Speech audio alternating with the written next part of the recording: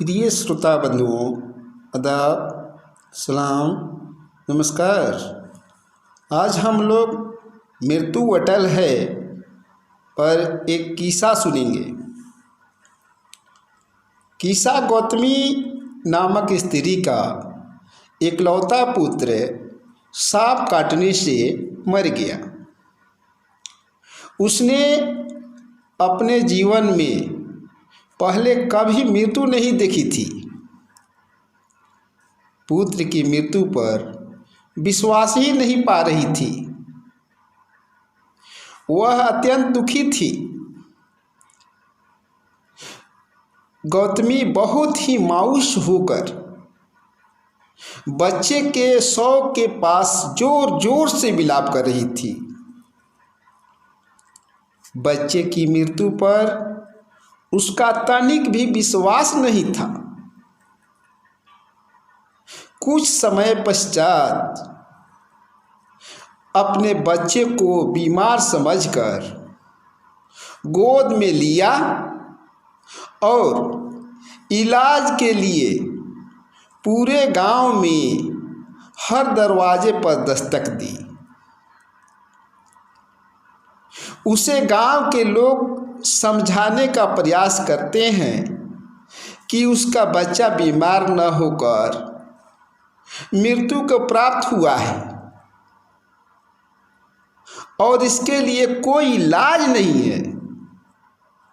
लेकिन पुत्र प्रेम में अंधी हुई माता किसी की भी सुनने के लिए तैयार ही नहीं थी और बच्चे के शव को अपने सीने से छाती से कसकर पकड़कर पागलों की समान घूमती रहती थी। आखिरकार उसे एक सज्जन व्यक्ति तथागत के पास जाने के लिए कहता है। उस समय तथागत बुद्ध श्रावस्ती में ही ठहरे हुए थे। वह तत्काल अपने लाडले मृत बालक को लेकर तथागत के पास जाती है और उन्हें निवेदन करती है कि मेरा पुत्र बीमार है, इसे दवा दे। वह स्त्री तथागत को बताती है कि मेरा पुत्र बीमार है पर गांव के दुष्ट लोग मारा बताते। वह तथागत से पुनः निवेदन करते हुए कहती है कि आप ही मेरे बच्चे को बचा सकते हैं महाराज। कृपया मेरे बच्चे को बीमारी से मुक्त करें। तथागत उस स्त्री की दुखी अवस्था देखते हैं, उसके मातृत्व की दयनीय स्थिति को समझते हैं, पर तथागत को वास्तविकता का बोध करना भी जरूरी हो जाता है। उस स्त्री की पीड़ा देखकर तथागत कहते हैं, तुम गांव में जाओ और जिस घर में कोई भी मरा नहीं है ऐसे घर से सरसों के मुट्ठी भर दाने लेकर के आओ। उसी से मैं तुम्हारे पुत्र का इलाज करूंगा।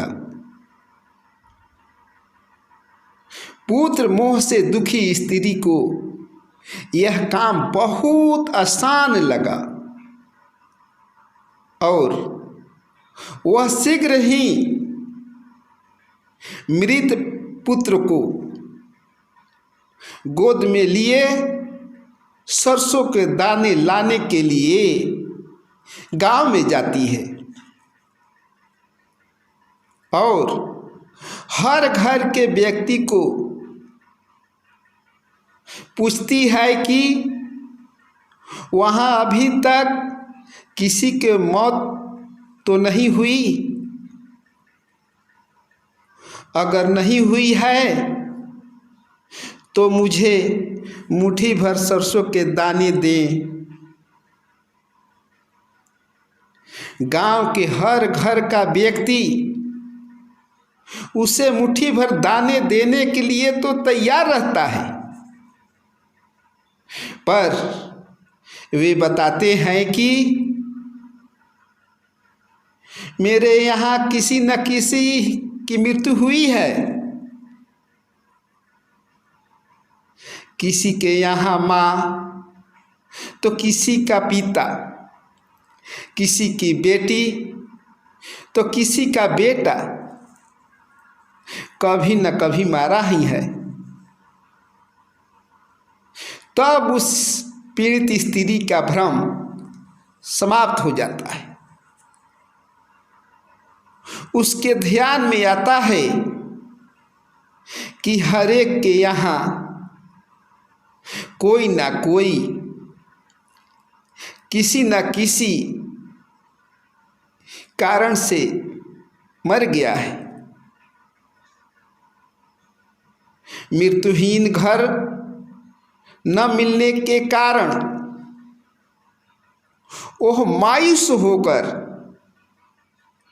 पुनः तथागत के पास लौट आती है। उस समय तथागत दुखी माता को जीवन की नश्वरता के बारे में धम्म उपदेश करते हैं। उस स्त्री के मन में परिवर्तन होकर सृष्टि की अनित्यता का बोध होता है। आखिर वह अपने मृत बच्चे का अंतिम संस्कार करती है।